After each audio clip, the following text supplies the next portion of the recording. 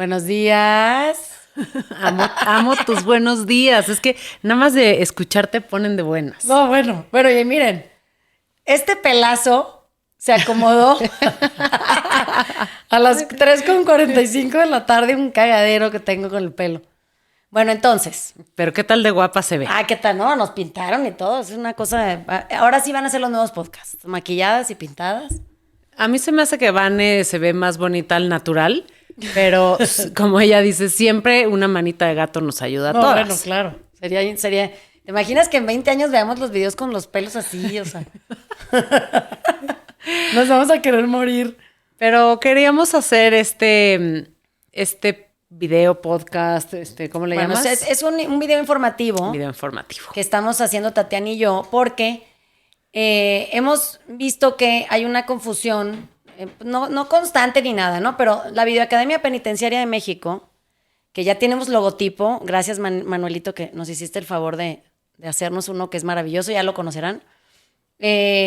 Tenemos muchas preguntas relacionadas con qué es la Videoacademia. Sí, como que tenemos muchas personas queriendo ayudar y saben que hacemos esta ayuda social en las cárceles, pero queríamos darnos el tiempo y yo quería que Vane les explicara muy bien y a detalle qué es lo que hacemos así cotidianamente, sí, y por qué ha sido tan exitoso este proyecto que ya estamos listísimas para lanzar, digamos, hacer un lanzamiento oficial. Uh-huh. Y más organizado de la Videoacademia, porque hemos venido haciéndolo como Dios nos da a entender. Sí, como el Borras dijimos. Como el Borras dijimos, pero bueno, queremos que sepan muy bien en qué consiste este proyecto y los alcances que ha logrado. Sí. ¿No? Sí, es correcto. El chiste es que la Videoacademia es una escuela que es en línea, entonces como que todo el mundo después de la pandemia entiende escuela en línea, ¿no? Ya los que padecieron a los hijos en la escuela en línea, los que tuvimos que ser alumnos en línea, los que tuvimos que dar clases en línea, o sea, hay todo tipo de posibilidades que todos tuvimos que haber podido experimentar. Entonces, a Tatiana se le ocurrió que era una muy buena idea empezar en un penal del Estado de México, a donde ella ya iba y tenía un taller de costura y iba todos los lunes. Dijo, pues voy con la imposición de no poder salir de la casa, no poder ir, y no abandonar el proyecto. Instaló con un permiso especial una red de internet y puso la primera pantalla. Entonces, ahí empezó Tatiana a dar sus clases, que ella ya daba en la cárcel de tejido y bordado y cosas, y las empezó a pasar en Zoom. Se volvió muy interesante. Y entonces tenía un montón de alumnas. Dijo, pues esto está padre, ¿por qué no? No nada más doy clases un día, ya está el internet, ya están las mujeres, ya está la televisión, ya todo. Pues podemos empezar a dar clases a lo largo de la semana de diferentes cosas. Se crea Dona una Hora, era gente de la sociedad civil que quería donar su tiempo para dar clase de algo en lo que fuera muy buena. Y así empieza a crecer ese proyectito en un penal, después en otro reclusorio femenil, luego en otro. Y de repente todo el Estado de México estaba ya habitado por la Videoacademia Penitenciaria. ¿Te acuerdas que nos dieron permiso las autoridades del Estado de México de hacer una prueba de un mes? Justamente a nosotros sí la pandemia nos vino como anillo al dedo. Y desde que empezó esa prueba ya llevamos 3 años transmitiendo ininterrumpidamente. Entonces ha sido pues una prueba que realmente funcionó. Sí, que nunca paramos. Con el tiempo, como dice Vane, fue transformándose la idea de que por un principio éramos un vehículo mediante el cual la gente, la sociedad civil, podía vincularse con la población penitenciaria, entenderla y ser donadores y contribuir a la causa donando su tiempo, su conocimiento, su sabiduría, en lo que era experto. Y muchísimas gracias a toda la gente que donó su hora, porque fue maravilloso y teníamos colas y colas y colas de gente queriendo ayudar. Uh-huh. Lo que fue maravilloso es que con el tiempo las propias alumnas, es decir, las mujeres privadas de la libertad en distintos estados, porque empezamos a llegar a distintos estados con la Videoacademia, nos empezaron a requerir maestros de mayor calidad. Es decir, no cualquier persona podía tomar una hora de su tiempo para decirles cualquier cosa, no cualquier cosa, sino algo que ellos supieran. empezaron a comparar maestros de mucha altura y mucha calidad con gente que nada más quería ayudar y conversar o hacer una conferencia de algo que sabía o platicar con ellas, ¿no? Entonces nos empezamos a dar cuenta que ya había subido el nivel de inteligencia, de capacitación en estas chavas, y es cuando entra Vane y le digo, por favor, tú que llevas tantos años dando clase, ven a ver este proyecto y ven a darles clase tú, porque ya ellas demandan mucha calidad en la información de las clases. Sí, y luego sabes que también que se volvió muy interesante que querían clases que tuvieran que ver con teoría emocional. O sea, si les encanta la de cocina y les encanta el yoga y meditación y cosas que las hacen sentir mejor y estar más tranquilas en su momento presente. Y habilidades que pueden compartir con sus familiares en el exterior, herramientas que les pueden dar para empezar en un negocio, cómo administrar su tiempo, los recursos económicos, todo, ¿no? Pero había una sensación de inestabilidad, de vacío, se sienten a veces muy solas, como que sienten que la cárcel es más cárcel de lo que se imaginan. Y no habían encontrado su propósito al estar dentro de un penal. ¿Para qué, no? O de alguna manera tampoco servían tanto las demás clases si no estaba esto primero. O sea, esta recuperación emocional, si no se hacía primero, las demás clases no se integraban en ellas, ¿no? Sí, como que las tomaban por tomarlas, pero no les hacía sentido, no conectaban una idea con la otra y tratar de ponerle una finalidad, ¿no? Entonces empecé a dar clases del taller, que todo el mundo la que está viendo esto, pues ya de alguna manera me anda siguiendo, porque pues si no, no le hubiera llegado. Y cuando empezamos a dar el taller, empezamos los jueves a las 10 de la mañana, era una clase de 2 horas, y fue una explosión de interés, porque yo creo que todo el mundo quiere saber qué le está pasando, ¿no? Y qué hacer con lo que le está pasando. Entonces, empezamos a avanzar muy rápido, las mujeres son mujeres muy inteligentes, están muy bien preparadas, tienen muchos años en introspección, haciendo reflexión profunda, se observan mucho, pasan mucho tiempo en silencio, acompañadas de sí mismas. Entonces no fue tan difícil que ese proyecto de autoobservarse fuera algo nuevo, ¿no? Era algo que ya venían haciendo, pero no lo venían haciendo con ninguna dirección. Entonces empezamos las clases del taller, la carpeta tradicional, con los módulos normales, pero avanzamos más rápido que en un grupo tradicional. Los ejemplos siempre son muy profundos, tienen muchas dudas existenciales que sirven para alimentar la clase, y entre ellas empezaron a volver compañeras de transformación, y eso no nada más las que asisten a clase dentro de un solo reclusorio, sino que como están conectadas en red y todas toman clase al mismo tiempo, pues hoy tenemos 23 penales que se conectan y ya son todas compañeras de clase. Entonces, entre ellas tienen cosas que toman como ejemplo, ya dicen, oye, pero queremos saber cómo va, no sé, Abigail con su tema, y como que ya entre ellas se han vuelto hermanas, han podido empezar a sanar juntas. Los ejemplos que ponen son muy similares porque están en una condición que las identifica. Y entonces empezamos a darnos cuenta que querían más. Entonces teníamos un horario, ¿no? Y de pronto empezaron a querer ver las clases grabadas, porque había gente que se integraba tarde, unas les decían a las otras y otras a las otras, y se metían a la clase ya después de un tiempo, y entonces tuvimos que empezar a pasar los miércoles las clases grabadas desde el principio. Entonces hay una clase que va al inicio, otra clase va 6 meses avanzada, y luego querían más. Y entonces hicimos un taller de lectura en las tardes, los miércoles, que tiene que ver con el taller, pero está guiado a través de la literatura. Eso también ya tiene un varios número de meses operando. Y hemos tenido el mismo número de gente interesada en volverse público lector. A ese taller lo abrimos para gente que no está en reclusión. Esas mujeres que se vinieron a apoyar esta causa están también igual de felices haciendo el trabajo. Y entonces ahora tenemos un montón de gente aprendiendo junta, que eso es lo que se ha vuelto fascinante. Yo veo todo el tema con relación con gobierno y con las autoridades y permisos y todo el rollo detrás de la videoacademia penitenciaria. Y a mí me hablan las autoridades, me hablan los directores, me hablan los subsecretarios de los estados y me dicen, ¿quién es Vanessa Coppel, por favor? Y entonces yo me río así. Es una loca que no se peina, güey, que trae un desmadre. que ha hecho y que está revolucionando a estas mujeres, y hasta las custodias están queriendo verla y se meten a las clases de una tal Vanessa Coppel que han hecho, porque la videoacademia penitenciaria pues estaba muy sencillita y ahí iban algunas, ahora se retacan los salones, hay cola para entrar, hasta se pelean por entrar y hasta se enojan si no pueden entrar al salón, ya no caben, para ver a Vane. Entonces eso pues es el mejor de los indicadores para saber que vamos por buen camino y que las personas que nos están viendo, que conocen a Vanessa, saben que la oportunidad para cierta gente vulnerable en este país que pueda escucharla y pueda conocer lo que tiene que decir o lo que nos ha enseñado a muchas personas, que nos ha ayudado a transformarnos para bien, pues es un verdadero privilegio y una cosa increíble que está pasando en México.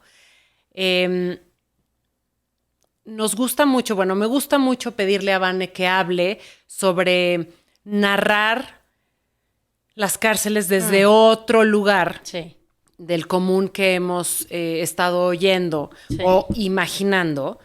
Entonces, eso me parece muy, muy relevante y eso es justo lo que ha sucedido, lo que ha logrado Vanessa, pero sobre todo lo dicen ellas. Muy pronto van a tener ustedes los testimonios de las propias mujeres privadas de la libertad. Vamos a hacer un evento, van a salir en medios y ustedes lo van a constatar, porque para nosotros es importante que sepan, no solo lo que les contamos, es difícil entrar a la cárcel y verlo, pero que ellas mismas les digan a ustedes cómo van, ¿no? Entonces, eso lo ha logrado bien bonito Vane, cambiar la mirada, la narrativa, y se me hace de lo más valioso porque creo que este país necesita, como país, hablar bien de sí mismo. Fíjate que ahorita que dices eso, en mi diplomado, bueno, no es diplomado, este es un taller de narrativa que estoy tomando con Juan Pablo Villalobos, que es un autor mexicano muy reconocido, y él tiene una teoría que es muy interesante y que la compartimos la clase del jueves con las niñas en la cárcel, que es que cómo tenemos que poder narrar la manera, cambiar lo que narrar violencia en México significa. Y es un término que una frase acuñada que puede sonar compleja, pero no es.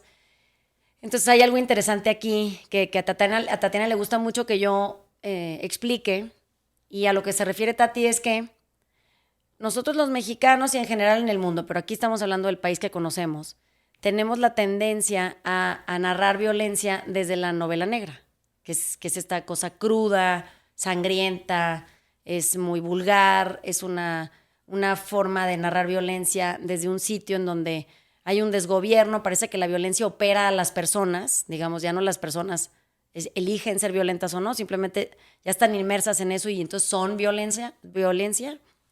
Y de repente Juan Pablo puso un dedo en la llaga y dijo, bueno, y si tuviéramos que narrar violencia desde otro lugar o de otra manera, ¿qué haríamos? Entonces se me ocurrió, es una tarea que tengo que entregar, es un cuento que tengo que escribir, pero se me ocurrió preguntarles en la cárcel si tuvieran ellas que narrar violencia desde otro lugar, ¿qué harían? Y entonces las respuestas son formidables, o sea, dicen, bueno, es que nosotros hasta desconocemos esa violencia. O sea, la leemos porque en el taller de lectura de la cárcel, pues tenemos un montón de material que es novela negra, en ciertos casos es material, y he encontrado otros tipos de narrar violencia muy distintos. Hemos revisado un montón de textos y lo que es asombroso es que ellas mismas se asustan de ese tipo de cosas. Dicen, no, pero ¿qué es eso? O sea, no nos identificamos con eso para nada, nos parece terrorífico, es lo más lejano a lo que nos pasó a nosotros, ¿no? Eso no es lo que nosotros hicimos y no se parece nada a lo que hacen nuestras compañeras que conocemos. Entonces, creo que la manera en la que la videoacademia aborda cierto tipo de temas y traduce eso en ayuda es importante, porque creo que el discurso tiene que cambiar y creo que tenemos que volvernos otro tipo de gente en abordar lo que violencia implica, que la verdad es que implica erosión de la empatía. Y si nosotros no entendemos que solo nos volvemos gente violenta cuando estamos profundamente erosionados, y esa erosión viene de una convivencia social roída o de una inequidad estructural evidente, nunca lo vamos a poder cambiar. Entonces, también el sensacionalismo en torno a la violencia es algo que necesitamos parar. Hay que entender que mucha gente ya nació en ambientes violentos, que nada más no tener que comer ya es muy violento en sí. Entonces, ¿cómo eso puede servir para poder volver el entorno algo más creativo, más propositivo, más entendido, más profundo, que tengan también ellas una intención clara de ayudar, ya la tienen en las manos, están sorprendidas con que esto se haya podido hacer a través de todo este montón de clases diseñadas para poderlas llevar a ellas a un otro lugar de profundidad, de autorreflexión y de entendimiento, que pues ya hasta las familias de las chavas que están en la cárcel participan dentro de la videoacademia, pero nada más eso, hablan a averiguar qué estamos haciendo con la mamá o con la tía o la hermana, porque dicen que la desconocen, o sea, que ahora resulta que los trata bien a todos, ¿no? Entonces es muy interesante. Es increíble lo que hemos logrado juntas. La verdad, somos un equipazo, sí. Vanessa y yo. Vamos por la vida, además de poniéndonos ante las cámaras juntas para ustedes y contarles lo que hacemos, porque nos parece importante difundirlo. También vamos a conseguir recursos por allá, por acá, vamos a conocer gente, vamos a buscar más ayuda, porque pues esto requiere un chorro de esfuerzo detrás. Pero lo más bonito y lo más importante es que nosotras estamos cerquita de ver la transformación y de haber entendido que el acceso a la información valiosa que tienen estas mujeres ya hizo la diferencia. Sí. Siempre le dije a Vane que yo considero que las cárceles deberían de transformarse en grandes escuelas, o eso deberían ser como principio y no un espacio de punidad, de castigo, de ya cometieron el delito, ya estaban erosionadas, ya estaban dolidas, heridas, ya decidieron lo que decidieron. Estar ahí ya no debe de ser más castigado, sino realmente convertir estos centros en verdaderos lugares de aprendizaje, de sanación, de recuperación y de reintegración. Eso que dice Tatiana es interesante. Lo de la reintegración. En la mañana estábamos haciendo un boceto de una cosa que queremos que todo el mundo vea y lea y tenga en sus manos. Pero es muy interesante porque la palabra reinserción implica forzar algo a caber donde antes no cabía. Eso es reinsertar, ¿no? Suena como que es a fuerzas, que lo vas a volver a meter ahí. Pero de entrada no cabía. O sea, claramente por eso fue expulsado, ¿no? Y la reintegración significa hacer algo completo, o sea, devolverle su completud a algo. Y yo creo que lo que estamos haciendo nosotros es regresar a esas mujeres a sentirse completas, no forzadas a regresar a un sitio en el que de entrada no cabían, ¿no? Y es bien importante lo que decías hace ratito, que todo este esfuerzo que va hacia las mujeres que están en las cárceles no se queda ahí. O sea, todas estas mujeres tienen comunicación absoluta y cotidiana con sus familiares, constante, con sus hijos. Tienen visitas, a pesar de que están bastante abandonadas, sí ven gente. Y sí siguen siendo la mujer de una familia y la mamá de una familia. Y cuando estas mujeres se sanan y se rehabilitan y se reconstruyen, la familia rápidamente lo hace también. Entonces, es un proyecto que trasciende las barreras de la cárcel y que sale y que flota y que vuela rápidamente hacia otros lados. Nosotros tenemos el sueño de crecerlo realmente mucho y de poder llegar a muchísimas más personas, a familiares de toda la gente que está en reclusión. En realidad, si hablamos de personas con referente carcelario, estamos hablando de un ejército de niños que vienen creciendo. Si su mamá o su papá está en la cárcel. Estamos hablando de casi 1 millón de niños con referente carcelario paterno-materno. Es mucha gente. Que tenemos que atender. Entonces, bueno, ese es un sueño, vamos poquito a poco. Vanessa siempre me dice que voy muy a prisa, pero lo vamos a lograr.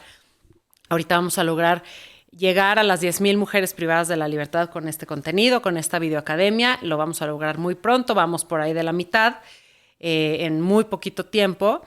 Y la verdad es que nos es importante que ustedes lo conozcan, porque esto, así como vuela la información de Vane, también vuelan sus buenos comentarios, su ayuda, más gente nos busca, más gente sabe lo que hacemos.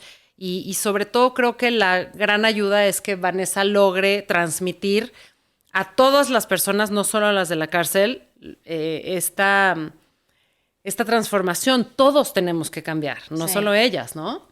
No, y fíjate, lo que decíamos el otro día, a nosotros nos ha hecho tanto bien servir, y no nada más porque como la gente se imagina servirnos, ¿no? No, es que estar ahí puestas al servicio de otros seres humanos nos ha vuelto gente que busca información nueva, que se renueva, que estamos en constante aprendizaje, todo el tiempo estamos queriendo averiguar ciertas cosas, nos metemos en lugares que ni pensábamos que íbamos a ir a dar, que conocer gente maravillosa, que ni considerábamos que nos hubiera querido ayudar. Entonces, como que todo se ha vuelto extraordinario, tenemos muchas posibilidades de servir. Lo que más nos gustaría es que quien tenga dudas, tenga alguna inquietud, quiera ayudar de alguna manera, ahí tenemos, todo el mundo sabe nuestras redes, es Fundación Plan B, pero ¿cómo es? Fundación Plan-B, ajá. O Dona una Hora. Ajá, @Vanessa Coppel. Y lo que necesiten, busquen, quieran encontrar, tengan dudas, o nos quieran mentar la madre, también es bienvenido. O inspirarse también para que cada quien encuentre su causa y trabajar en servir desde su nicho. No tiene que ser esta causa, no nos tienen que apoyar a nosotras, pero sí ser inspirados por Vane y nosotros poder contagiarlos de las ganas de servir, ya nos damos por bien servidas. Creo que para cerrar este mini episodio que les hicimos de dudas técnicas, váyanse con la tarea de imaginarse cambiando la descripción que tienen de violencia, porque entre más crudo se vuelve y más insoportable las imágenes siempre parece que esa es la réplica, ¿no? Y hay muchas otras maneras de traducir violencia en bienestar. Entonces, pues vamos a darle la vuelta a esa madre, porque de otra forma vamos a quedarnos atorados en el mismo discurso y vamos a parecer narcocorrido. O sea, ya ni son ingeniosos, que eso también es algo que nos podemos llevar de tarea, ¿no? Fíjense cómo en lugar de contar una historia que narra la trayectoria de alguien hacia su muerte o su debacle o su miseria, que normalmente así estaban hechos, yo soy de Sinaloa, ahora se dedican a ser voceros de lo que novela negra significa. Si no saben lo que es novela negra, también píquenle ahí en internet y verán, es una cosa interesantísima. Lo van a ver identificado casi en todos lados. Entonces, pues quitemos el rubro ese y vayamos a tratar de crear otra discusión en torno a lo que todos estamos padeciendo, porque no nada más es violencia del exterior hacia nuestras familias. Yo creo que valdría la pena también averiguar qué tan violentos somos nosotros y cómo, ¿no? Exacto. Hace ratito Vanessa decía, si se pone a investigar la gente quiénes somos nosotras dos, sí, claro. También nos pueden tache Tacha. de las violentas. Todo mundo tenemos un lado oscuro, todo mundo tenemos heridas, todo mundo. Todos hemos actuado mal siempre. O sea, no hay que, yo no, porque a mí nunca. Es decir, la cárcel no es el lugar de la violencia. Sí, no. O sea, está en todos lados y todos podemos cambiar la narrativa. Y es importante que lo hagamos como sociedad. ¿Para qué? Para generar más luz. Sí, queremos empatía. Ya estamos hasta la madre de lo mismo. Qué aburrido. O sea, qué aburrido erosionar. Qué cosa tan tediosa, tan repetitiva, tan lo mismo. Yo creo que hay otra alternativa. Hay que tomarla. Es una decisión. Y digo, yo me veo encantada aquí haciendo lo que hago y me la paso trabajando en temas de salud emocional. O sea, veo gente rota todo el tiempo, ¿no? Y no porque estén rotas quiere decir que necesariamente tienen que actuar de manera equivocada. Eso quiere decir de manera erosiva. Hay 1000 formas de actuar a partir de la rotura, a partir de la oportunidad, a partir del bienestar. Hay 1000 maneras de hacerlo, no necesariamente es la misma, ¿no? Así como nosotros innovamos y nos sentimos pioneras, que hoy decíamos que somos pioneras, porque innovamos en esta manera de ayudar en las cárceles, porque no todos nos volvemos pioneros en cambiar la narrativa, como les decimos, y en ser nosotros mismos, todos los que estamos viendo esto, los voceros de ver las cosas mejor y más bonitas. Desde otro lugar. Desde otro lugar, porque es muy necesario. Y entonces todos ustedes nos pueden ayudar. Nos podemos ir con la cita de Almadelia. Almadelia, te lo dedico a ti. Ya va a venir a grabar un podcast, entonces aquí la vamos a entrevistar. Pero Almadelia dice que el verdadero milagro es cambiar la mirada. Y tiene toda la razón. Entonces, pues cambiemos la mirada. Cambiemos la mirada. Nos vemos la semana otra. Les prometo que les tenemos cosas interesantes de esta índole y de otra índole. Y les mandamos besos. ¿Quieres decir algún otro? No, más besos para ustedes. Chao.